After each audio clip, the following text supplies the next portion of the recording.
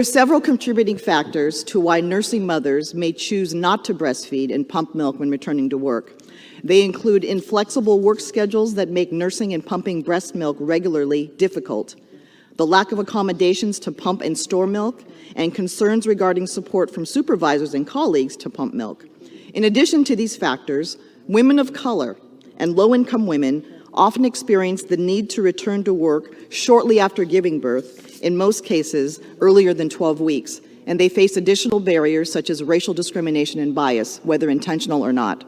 This is why I'm proud to offer my amendment to H.R. 3110, the Pump for Nursing Mothers Act, the underlying bill that protects vulnerable workers by expanding access to breastfeeding accommodations in the workplace. This important piece of legislation advances our goals of equity in the workplace, and my amendment seeks to strengthen this bill by directing the GAO to conduct a study on the racial disparities that exist in access to pumping breast milk in the workplace.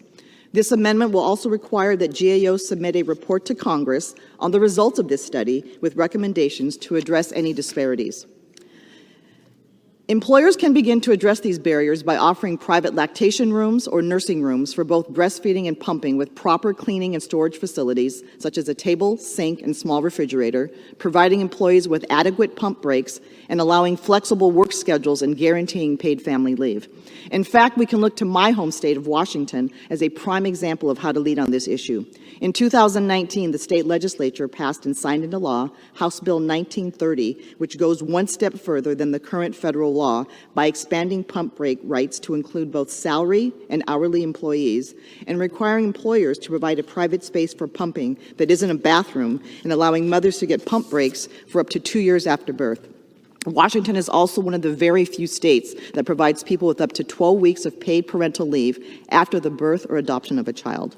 Yet despite current federal law, strong state-level protections such as the ones in Washington, and the gains that have been made in this area by employers in different sectors across our nation, racial disparities in the workplace still exist for women wishing to pump. My amendment aims to close this gap and equip Congress with the data it needs to create meaningful solutions. We must ensure that women and mothers everywhere and from all backgrounds have the support they deserve in the workplace. I urge my colleagues to support this amendment and the underlying bill, the Pump for Nursing Mothers Act.